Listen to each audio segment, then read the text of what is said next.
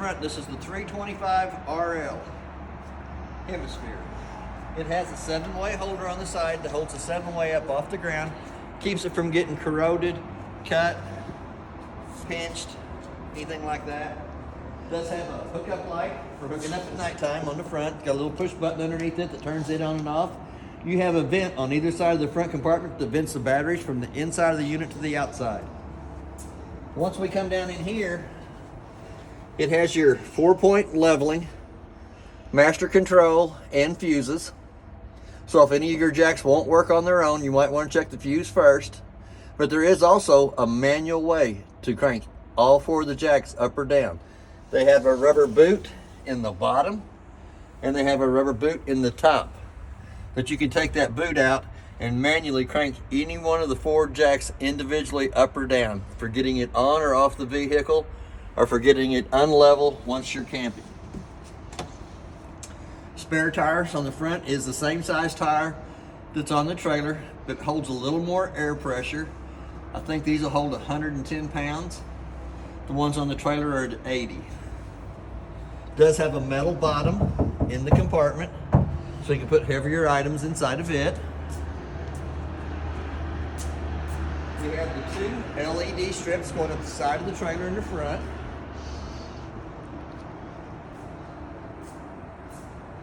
It'll be a minute before I can show you where the switch is for that. We're going to go to the gas compartment next.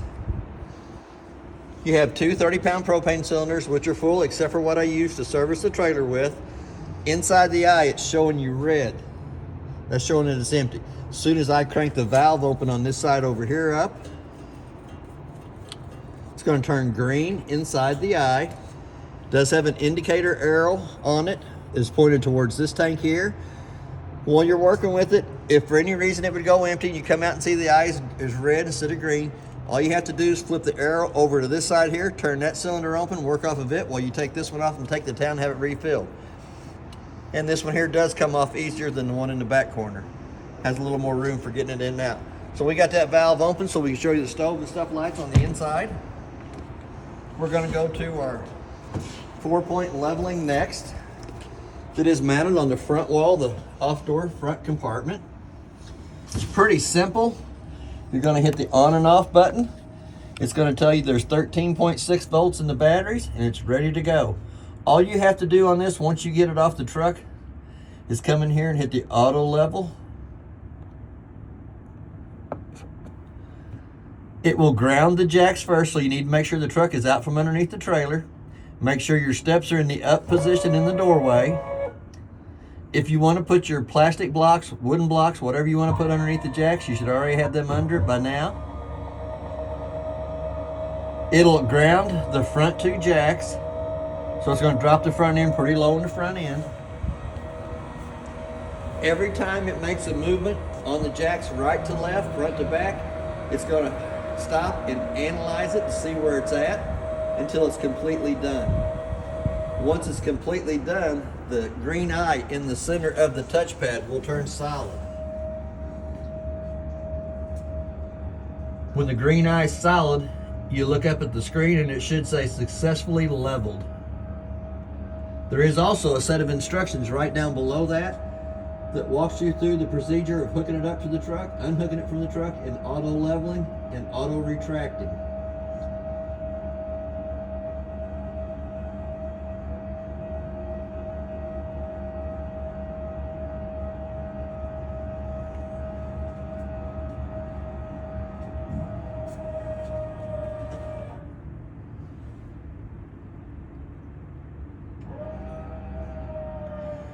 In between each jack movement, it will stop and analyze to see if it needs to go right or left, higher or lower. It'll analyze and it'll move to the next jack until it says successfully leveled.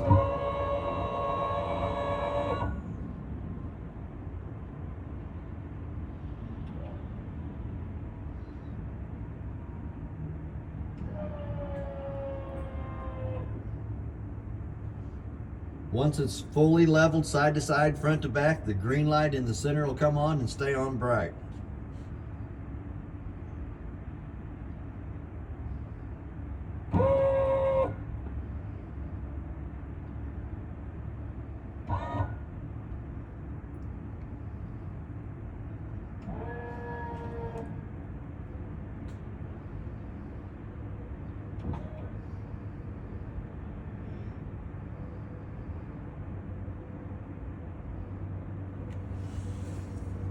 There it says successfully leveled.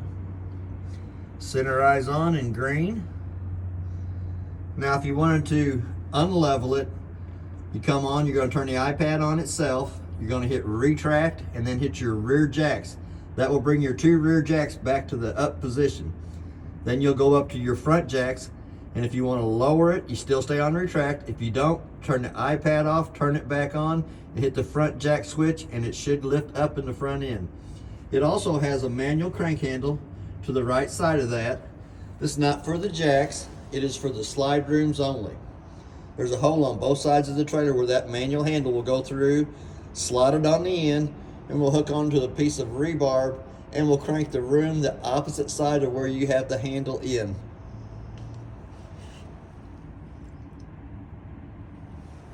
Now we're going to come back to the water fill compartment. We'll start up at the top. It does have a light for this compartment over here on this side.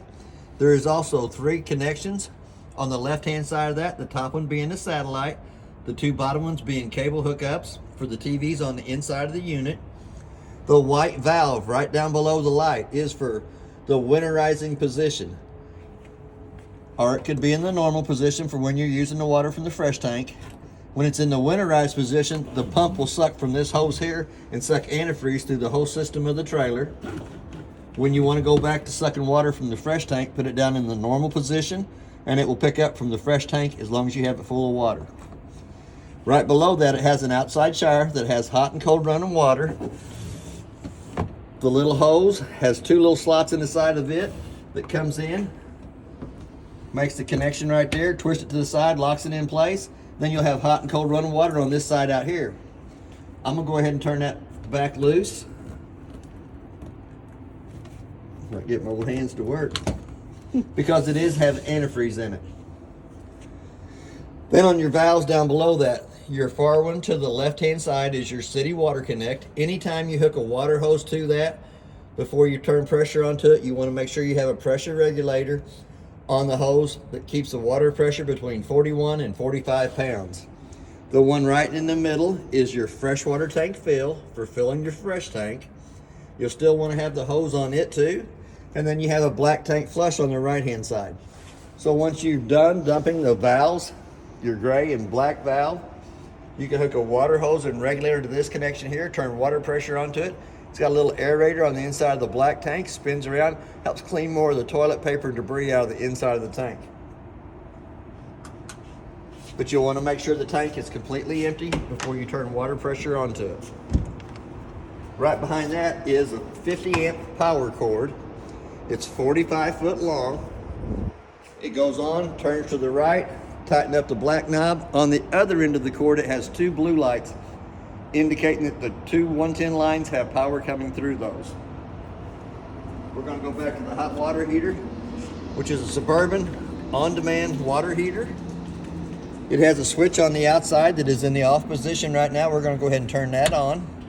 It has to be on in the on position out here for the control panel to work on the inside of the unit. Sometimes you got to kind of move the rubber around to get it to go over the exhaust vent. Make sure it's shut. We're going to come down to the termination valve. The black handle at the top is the toilet water. The gray handle right below that will be your bathroom sink and shower water. The gray handle to the back of the valve will be your kitchen sink water only.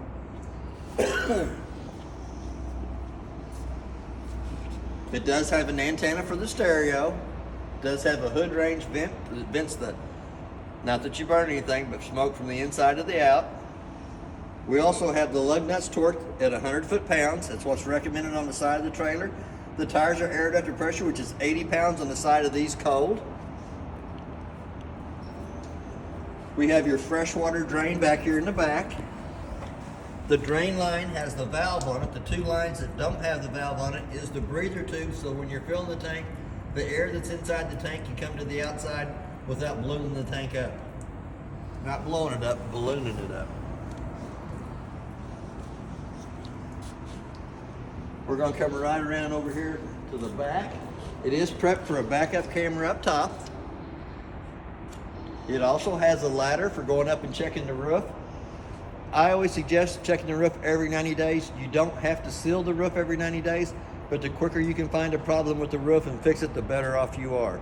So I'd say about every 3 months, I would check that. It does have the hitch on the back. It's put on by the factory.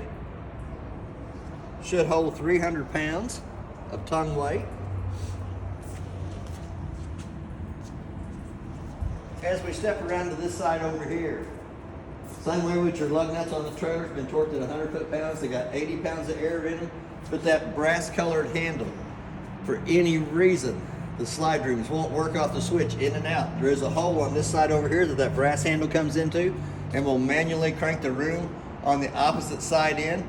On the opposite side, there is a handle over there, not having a hole in the metal, but that you can manually crank this front room in or out. For any reason it won't work on its own, there is a manual way to get the rooms in and out. Outside of your furnace is next. It's going to suck colder in the top, hotter out comes out the bottom. I always suggest putting a mud dauber screen over the outside of the furnace for the simple fact that mud dauber screen is less than 15 bucks. It's $145 an hour for every hour that I have to take the furnace out to clean the mud daubers out of it. So that $15 investment's worth its weight in gold. Once the furnace is fired up on propane, it has a certain smell that attracts the mud daubers to that. They'll build their little dirt nest on the inside, and then your furnace doesn't breathe properly and does not work properly. We also have 2 speakers on the outside of the trailer. I'll have to show you more about them when we get to the inside of the stereo. But there is a 110 outlet to plug a TV into, and a park cable hook up here at the top so that you can put a TV out by a table underneath your main awning and watch the ball game on the outside of the trailer. We also have our 2 low water drain points underneath here.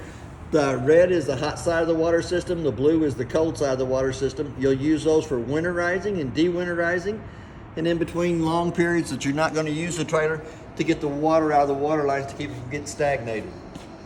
We're going to go into the front compartment, which does have magnets on both sides of it that holds it up in place. Does have a compartment light on this side here. The little black switch turns your 2 little LED yellow lights on the front of the trailer on and off. We also have a battery disconnect. The battery disconnect is there in case you don't want to use the trailer for a long period of time. Once you're done parking the trailer, getting it level and everything, if you turn that red key to the off position and pull the key out, it saves all the juice that's left in your 2 12-volt batteries on the front of the trailer for the next time that you come out and get ready to hook onto it. You put the key back in, turn it back on, and it'll have the same amount of juice in the batteries as it did when you disconnected it. It also has a beverage opener off to the right-hand side of the light, and we also have a solar panel digital readout in the front compartment that shows you what the solar panels are putting out to the battery and how much charge is in each one of the batteries. We also have a latch out on the front of the unit for hooking up your puppies or a mean cat. That is everything on the outside of the unit. Now we're going to go to the inside.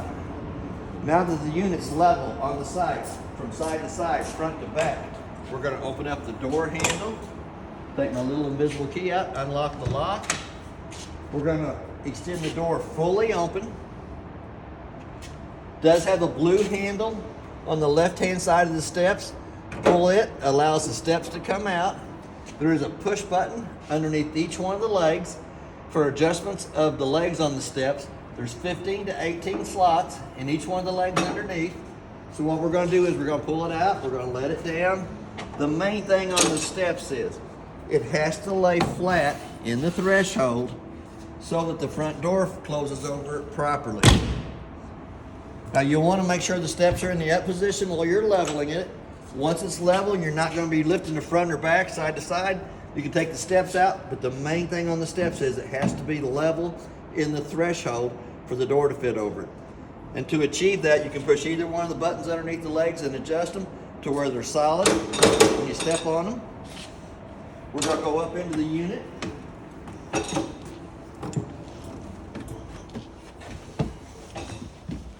It does have a working fire extinguisher just inside the front door as we come in. Then I left you a little green paper up here at the top that tells you what the tanks are. Black tank 1 is the front bathroom. Black tank 2 is not available in this unit. Gray tank 1 is your bathroom shower. Gray tank 2 is your kitchen sink. And it has an auxiliary tank. This one doesn't have. It says none available. So we're going to come down. We're going to check the water in the fresh tank. Shows you that it's empty. We're going to check the juice in the batteries, which shows you it's fully charged, which that's not really an accurate reading. Anytime the 110 line's plugged up, it's going to show you fully charged. To get an accurate reading on the batteries, have the 110 line unplugged and then push the battery button. It'll show you just exactly how much juice is in the 12-volt system. Black tank 1 is your bathroom here to the right of me. Black tank 2 is not available, doesn't have the second bathroom. Gray tank 1 will be your kitchen sink and bathroom shower water. Gray tank 2 will be your kitchen sink water only. And your auxiliary tank is non-existent. It doesn't have one in this one. We're going to step right down below that.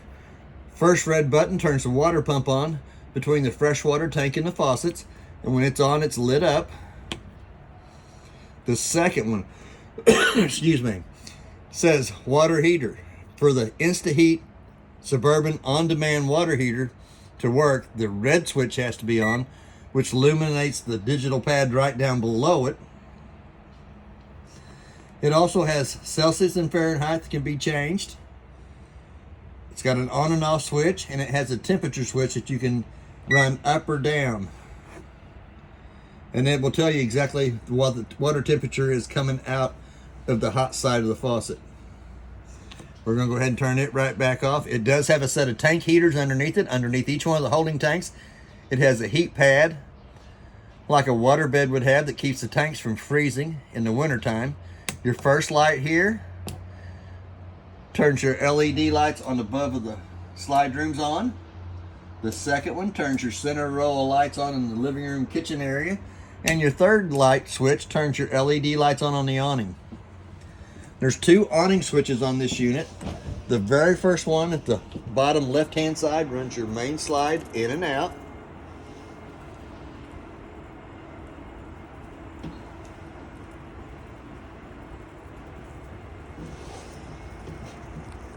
And if I remember right, I can get it almost out to where the skirt hangs down at the end. Yep. The next awning switch is down below the monitor pad and will extend the awning on the front slide.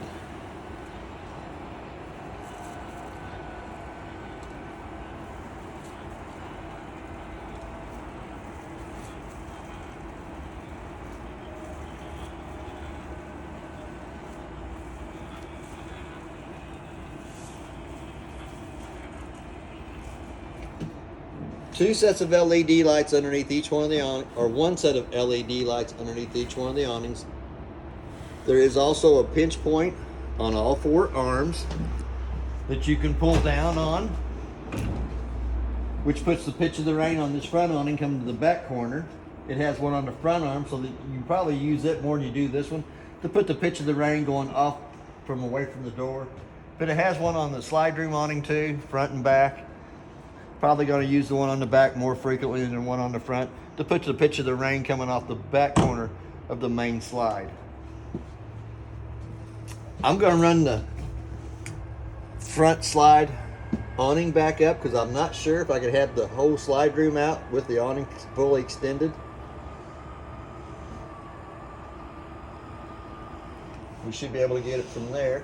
So we're going to come back up to the monitor panel. The middle switch says slide room, in or out. We're going to run it, which is the off door side slide. Kitchen slide.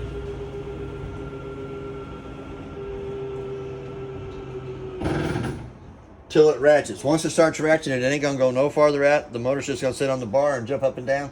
So we're going to come to the third switch and run the front awning and slide room out. I just want to watch it to make sure I don't hit my awning on the wall of the shop.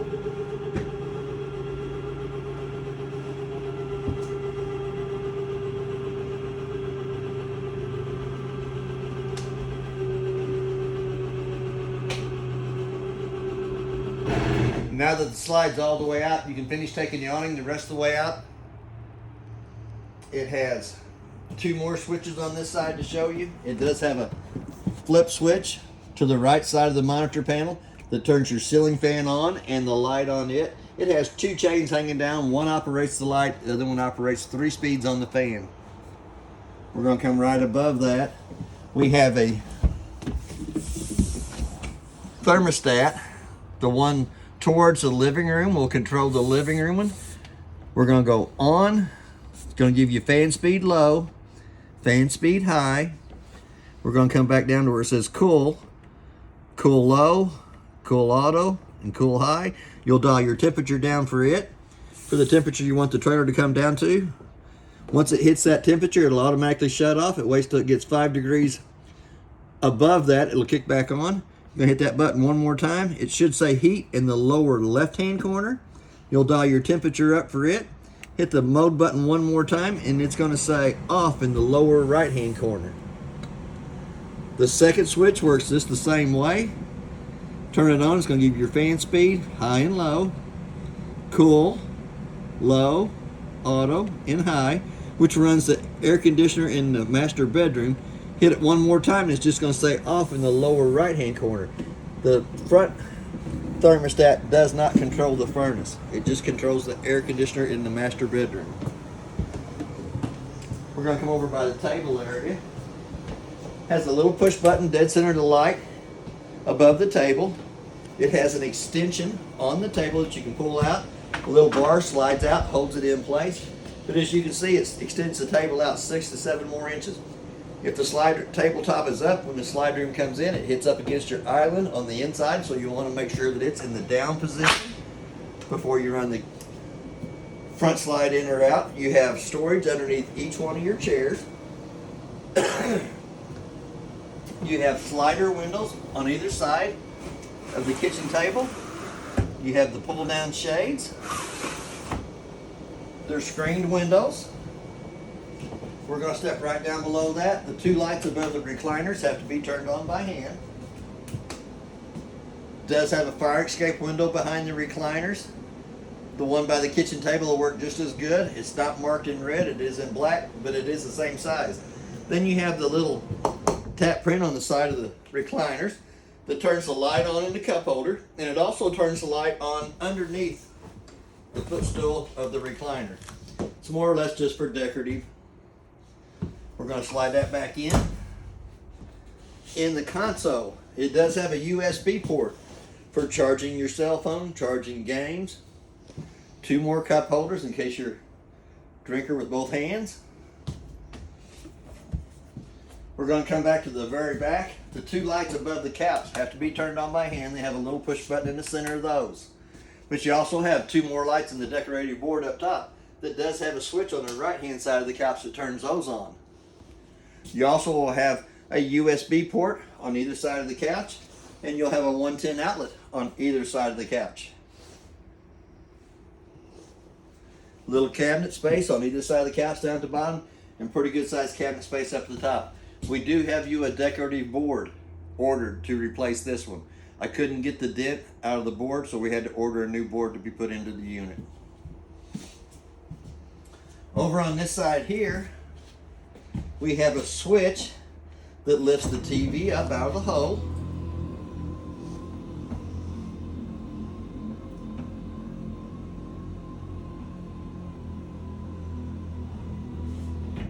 You have to bring the TV all the way up, the way the remote control eye is on the TV. That way we can turn it on and off. When I auto scanned the TVs, they had 42 channels on all the TV areas in the unit. But that's not too bad a picture for a TV station that's over 80 miles away from here, working off the antenna on top and the power booster in the bedroom. Your middle-sized remote will turn your stereo on and off. It takes it a minute for it to come on, but it has 1 and 2 zones on it. 1 and 2 zone is, one zone is inside, your second zone is on the outside. Then you can go through your channels that you want. It also has a HDMI cord hook up to it and a USB port on the side of that. And you can turn either one of them speakers off. You can turn your outside speakers off or your inside. I turned the inside ones off so we could hear ourselves. Now we're going to turn it back off and it'll tell you goodbye. It's very friendly. Yeah. Then you got a little remote. It is for the fireplace only. When you turn it on, you can change the temperature from off, low, or high. You can change the color of the rocks in the bottom. And you can change the colors of the flames with the remote. It also has a timer that you can set for 30 minutes up to 9 hours. But you can let the fireplace run on its own and shut itself off. Here again, we're going to go back to the temperature switch. We're going to take it off of high, put it back to 00, which is turning the heat side of it off that lets the fan run for a minute. And then we're going to hit the on and off button to turn it off. There is a light on either side of the kitchen stove. We'll come up to the microwave first. The microwave has a clock button on it. Let's say it's 3:30. Hit the clock button again till the 2 center eyes is flashing. Does have a turntable up inside of it. I didn't leave that open long enough for you. It's all right. Does have a light for the stovetop for cooking, and also has a fan switch on it. But for the fan to work properly, the 2 tabs on the outside vent have to be lifted up. Allows the flapper to flap. Not that you burn food, but if you wanted to pull smoke from the inside of the trailer to the outside, the flappers on the outside have to be lifted up. They need to be pushed back in when you're in travel. Does have a glass stovetop on it. It's not for cooking on. We're going to lift it up 2 different times, up out of the way. Does have a button on the right hand side of the stove that you can turn on that illuminates the valves on the stovetop. You're going to turn it to where it says little flame on it. You will use the striker on the left hand side for lighting all 3 burners up on top. Then you can adjust them for the flames that you want. Anytime the valve's got gas coming through it, it will turn red, indicating that it has gas coming through it. We're going to go over here to the right hand side again. We're going to push that button to the down position, which gives us a light in the oven. We also have an oven light over here on this side. We're going to turn to where it says pilot on. You have to hold down on the knob using the same striker on the left hand side for lighting it. If I can get both my hands to work at the same time.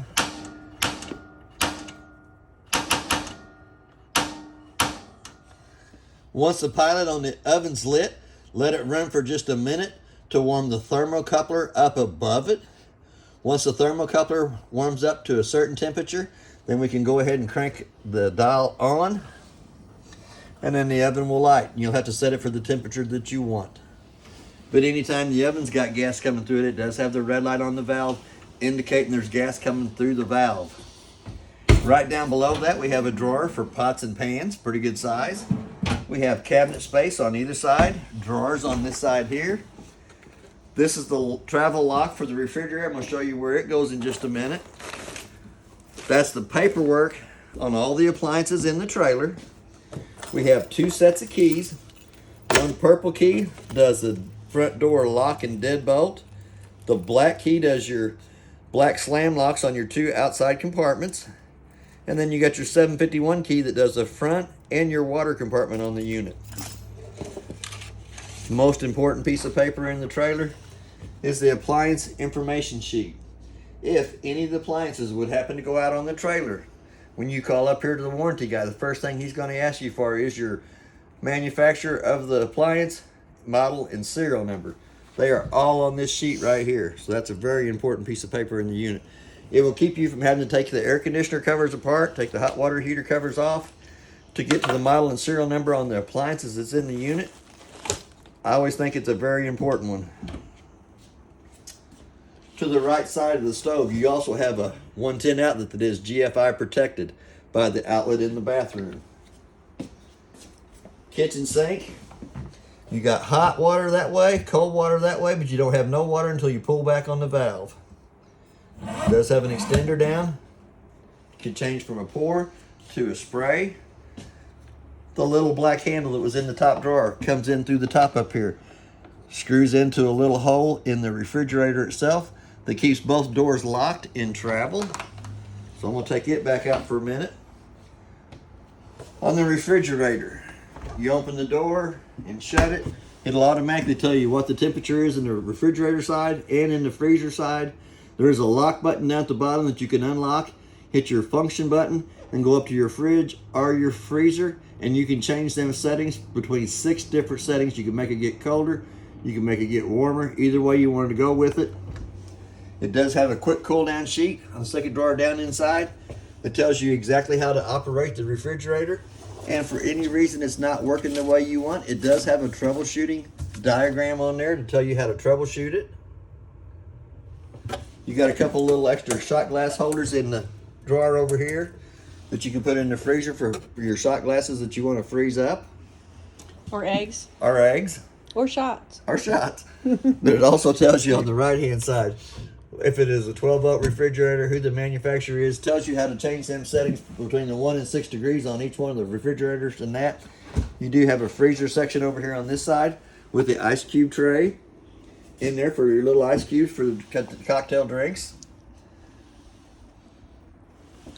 Not too bad. Does have a lot of room in the double door refrigerators. Now that I'm not going to be going back in that no more, I'm going to go ahead and put that travel lock back up here in the top so that when you come and pick up your unit, we won't have to come in here and do that.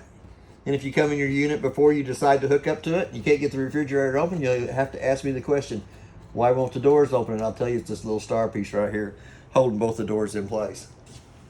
We're going to go into the pantry. Pantry has a 2-way light, should be in a motion censored setting or on 24/7. I can't reach it, I'm too short. You know I'm too short if you're too short. Ain't no sense either one of us trying. But you can fix the light to where it'll come on and stay on 24/7, or you can fix it so it's motion censored. The switch is a 2-way switch in the back. The little round knob on it determines how long the light stays on. We also have an LP carbon monoxide detector that gives you an annoying little sound. It'll stay like that for LP, but it'll be solid. If it's carbon monoxide, it gives you this little sound. 4 beeps 2 times in a row, and it will drive you crazy. We have 2 more light switches on this wall over here. One turns that pantry light on I was just talking about. The other one turns the light right above the cabinets. Here you go, pantry light. Does work. And this door handle's great at catching your sweatshirt. I've done it twice. But we also have a USB port here for charging cell phones or kids' games, and a 110 line for 110 appliances. We're going to go down to the breaker box next. The breaker box is marked with your main bin in the center. All your other general purpose is your 110, GFI, microwave, fireplace, first AC, which is your main AC, Gen 2, which is your 110 outlets in the front of the unit, second AC, washer, dryer hookups, and converter is your bottom breaker. All your car fuses on this side are marked from middle ways to the bottom, and they give you 4 or 5 spots that's empty on there in case you wanted to add another 12-volt appliance to the unit. Now I noticed you got the round vents in the ceiling that are white. It's for the air conditioner. The brown vents on your cabinets and the islands are for the furnace. The light in the hallway has to be turned on by hand. I'm going to let Patty come up and go into the bathroom area. There is a light switch on the right hand side as we come in. We have your GFCI outlet in the bathroom that is resettable, has the 2 push buttons on the front of that, so if you plug a 110 appliance into any of the 110 outlets in the unit and it doesn't work, you might have to reset that button there. We have a fan above us that pulls the moisture out of the trailer when you're taking a shower. It's in the open position, but it can be closed off. We're going to leave it open. Light switch turns the lights above us on. I'm going to turn that fan back off because it makes a little bit of a roar. And on your bathroom shower doors, it has 2 latches on it that catches it. You got one on the inside for the travel position. They need to be locked down to keep the sliding doors from sliding back and forth. And they can be locked on either side, left or right, either way you wanted to do it. I lock it on the inside in the shower. because I can step into it, flip the lock, shut the doors. It does have a vent in the ceiling to bring AC into the bathroom area.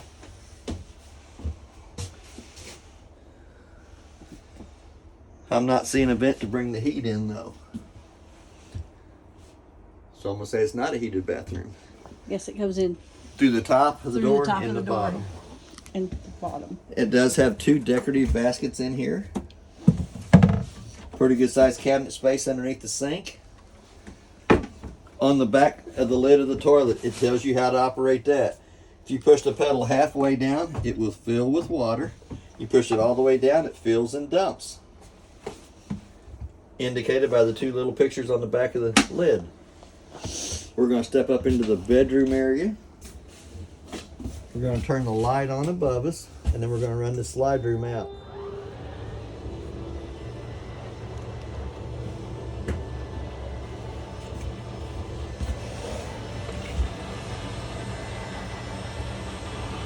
Here again, the light switch is the first connection coming into the master bedroom. The second one is for the slide room in and out. And before you run the slides, you do want to make sure there's not a tree or a vehicle too close to them that they can actually come out. If you're parked too close to a tree, if it's going out, it's going to stop at a certain point and say, I ain't going no farther. But that'd be when you walk around your outside. You want to make sure you got about 4 feet out from each slide that nothing's going to hit it. The second button is for your Versa bed to lift it up. You can lift it up. You can put it down. You also have 2 lights above the pillows that have to be turned on by hand. Have a little push button in the center of each one of them.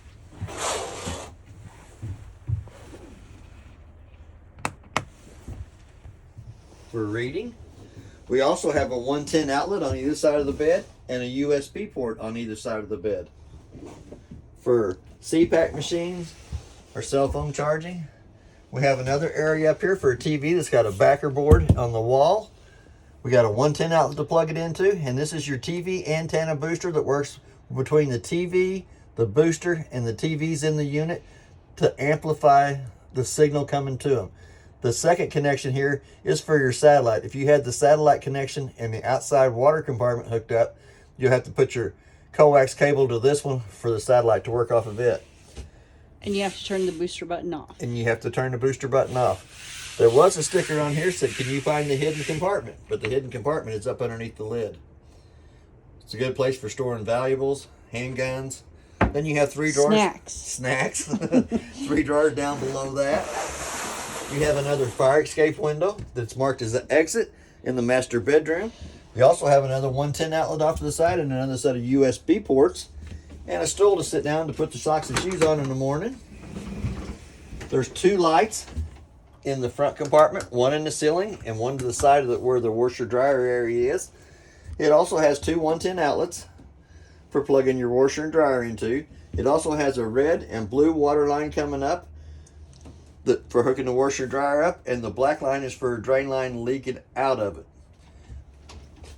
If you put the washer and dryer in, you hit up on this bar here, it comes up out of the 2 connections because your dryer is going to be sitting up about this high in the unit.